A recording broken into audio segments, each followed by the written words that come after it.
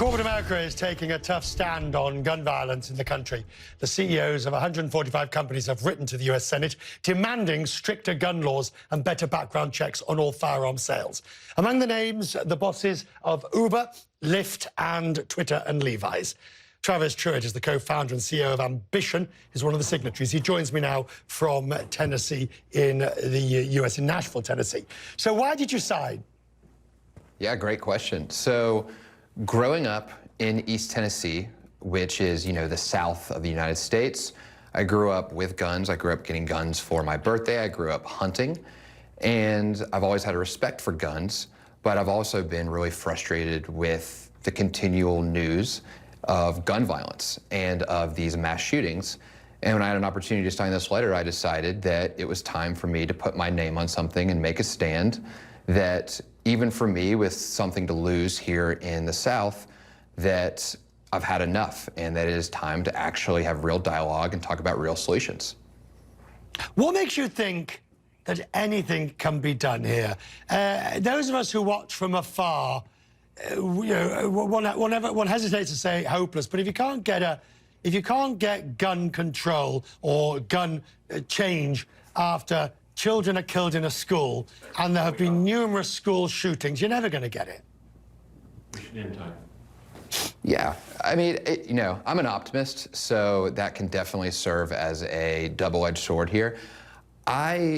What gives me hope is that, speaking as a millennial, I do feel like we as a generation have this opportunity to see everything unfolding and being able to kind of come into our own and start to understand that we do have this national voice and be able to actually make a difference. And again, maybe I'm being naive, maybe I'm being too overly optimistic, but I don't think it's going to happen overnight. I think this is obviously a very difficult, nuanced issue, but I do think that we have an opportunity, we've hit an inflection point, and that we can do something about it. What it is, I don't necessarily know, but I'm hopeful. Right, now, this takes us into the interesting area, because when Walmart announced it was stopping selling guns, it took a lot of heat and criticism.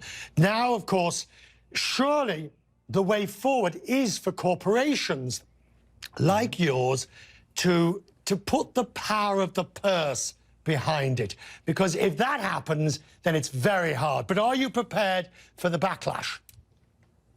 We are, and I say we because we've spoken about this as a company.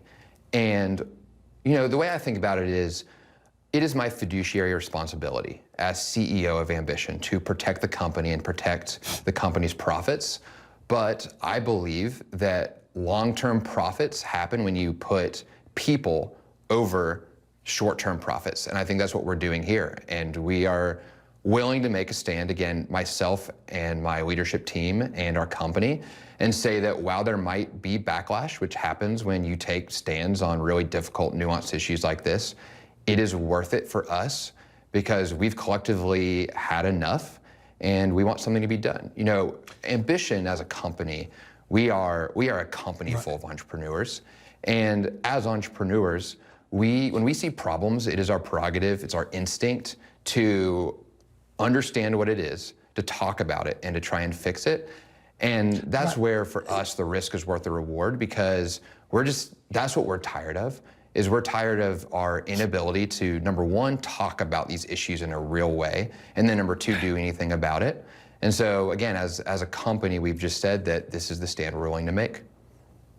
And it's worth pointing out, you're not talking about banning guns, are you? Or, the Second Amendment. I mean, you're talking about what in the rest of the world would be regarded as de rigueur, normal, common sense restrictions on the ownership of firearms.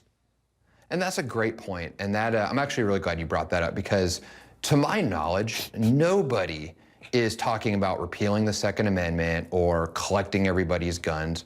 What we're talking about here is the ability to say, hey, listen, we believe that we need stricter gun laws. We believe that when it comes to assault-style rifles, They should be harder to purchase, if not illegal to purchase.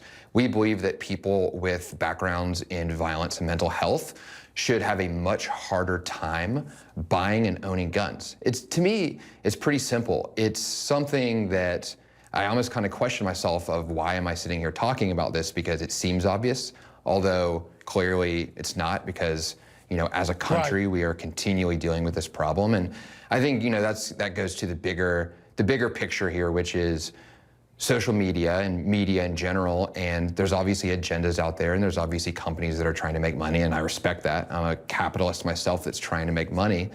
But at what point, again, is it time to look at the bigger picture? And is it time to think to ourselves, this isn't about the Second Amendment. This isn't about repealing rights. This is about common sense and looking across the aisle here in the United States and being able to come to agreements that make sense for the greater good.